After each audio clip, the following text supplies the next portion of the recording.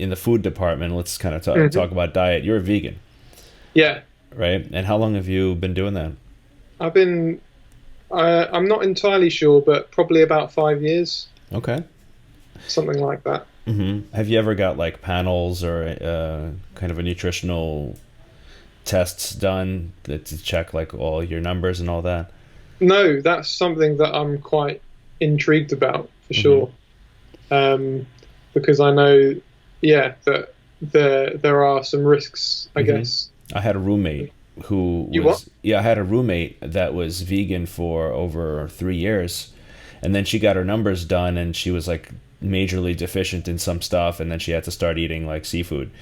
Um, Oh, yeah, okay. yeah, but like there are people who who go on for decades, being healthy vegans, but I think you kind of it needs to be done in like a smart way, right? Yeah, But what I'm curious about, for listeners here who are vegan, how you manage that on tour and what do you eat? yeah.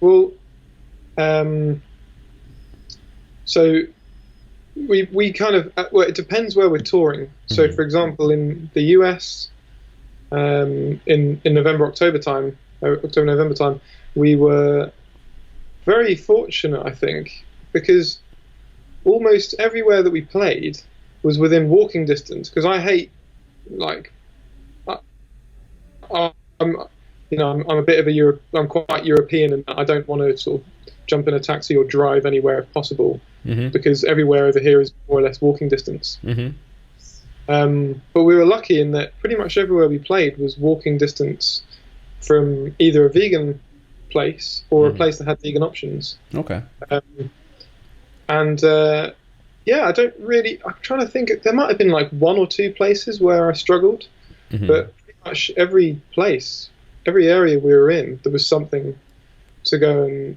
to go somewhere to go and eat.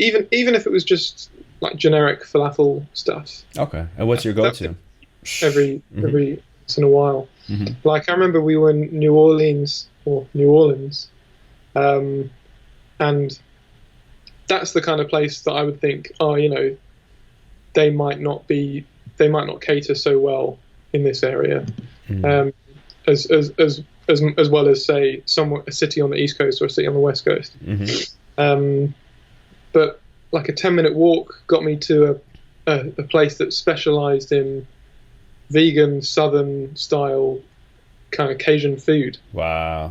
and it was amazing. It was so good. I dragged Richard along. Sometimes I have to really convince people to come and go to this place that I've read up about. I always try and yeah, I'm sort of scoping places out in advance to see where's good that's nearby, hmm and usually it pays off. Usually the reviews are pretty honest and accurate. Um, yeah, that place was great in particular. But yeah, in the US it was fine. In Europe, the last time we toured, we pretty much had catering at almost every venue, kind of in house, hmm Okay. and almost every time there was good vegan catering there as well. In fact, what you find in those cases, especially if it's like a buffet setup, which most of the time hmm it is, all the vegan stuff just goes, and Mm. suddenly you're just left with all the meat options because everyone's just gone and said, "Oh, that vegan stuff looks nice. I'm going to have that," and then Wow. it's all gone. Um, and yeah, it's. I think that's a kind of common thing.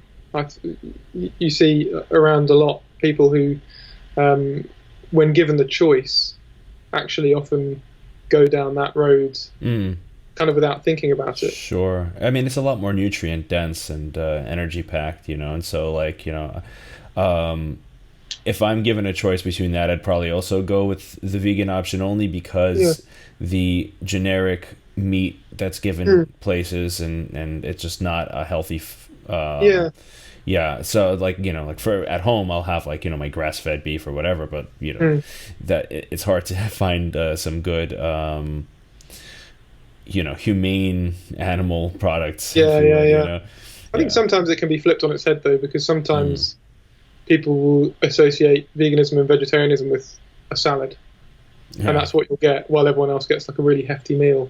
Right. And then, shit, I have to play a show tonight on a salad. Yeah. It's like, like we were in Finland, and the catering at that venue, I was really surprised. It was like one of the worst catering situations we've had in the whole touring cycle. And in Helsinki, I just wouldn't have expected that. Wow. The meal was like the crappy little portion of rice with some weird tasting vegan cheese on top and some asparagus, and that was pretty much it. Wow. And then like the others got burgers and fries and stuff that would fill you up, not necessarily healthy, but like a kind of substantial meal. Right. And I was just so gutted that day, partly because we'd already flown in from the Netherlands that day and not slept at all and had to work pretty much through the day to get the show ready. So we were operating on no sleep, had to play a show to 800 odd people on, like a small plate of rice and asparagus. So, yeah, not ideal. No, not ideal. Mm-mm. We were actually lucky as well in the US in that I managed to get a hookup with a company called Rockin' Wellness, who provide vegan supplement foods and protein shake powder stuff, and they even have this little weird green powder that's full of all these crazy ingredients I'd never even heard of, like strange mushrooms and sure. I can't even remember some of the names of these things. You just put like a teaspoon of this stuff in your water and you'd get like crazy nutrients out of it. That's good.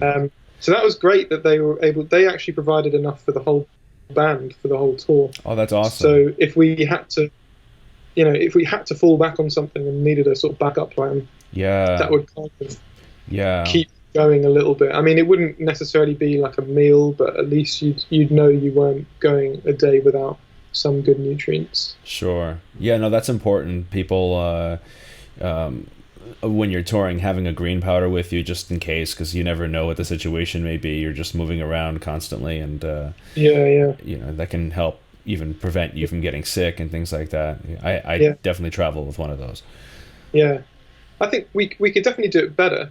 I don't know if you, I'm sure you're familiar with Thank You Scientists. When they tour, well, at least when we toured with them, they had a guy who was doing merch for them, but he was also their cook. And they were only touring in like a kind of van, like an RV kind of type vehicle. And they invested in this kind of electric cooker thing. Yeah. Basically like a pot that you can just throw stuff in and cook. And he would just make sort of casseroles, curries, stews, that sort of thing. Just pile in, and it would always be vegan, I think, because maybe one or two of them are veggie at least. So it was just to cater for everyone. They'd just go to the supermarket, buy all the ingredients, and he'd just cook it all up for them every day, and that would kind of be their main meal. That's wonderful. And that's such a cost-effective way of doing it on tour. And fresh, and that's great. Exactly. So we kind of toyed with the idea of going down that route, but I mean, in reality, I can't see us being as, what's the word, kind of unanimous or kind of all being in the same boat as far as that kind of thing is concerned. Yeah, no, one day you'll have a whole chef crew and just, full on kitchen in the bus and like double decker bus, like those in the UK. And I'm making it sound like Thank You Scientists had a really good setup, but it was super basic. But no, I can imagine. It was really work. I kind of was a bit jealous, to be honest. So a couple of times they even offered us some of their food, and I tried some. It was great. Yeah. That's interesting. Yeah, but as far as the supplementation is concerned, at least with that, if you have that with you, you ensure that you get the nutrients in, and that you don't fall apart. Yeah.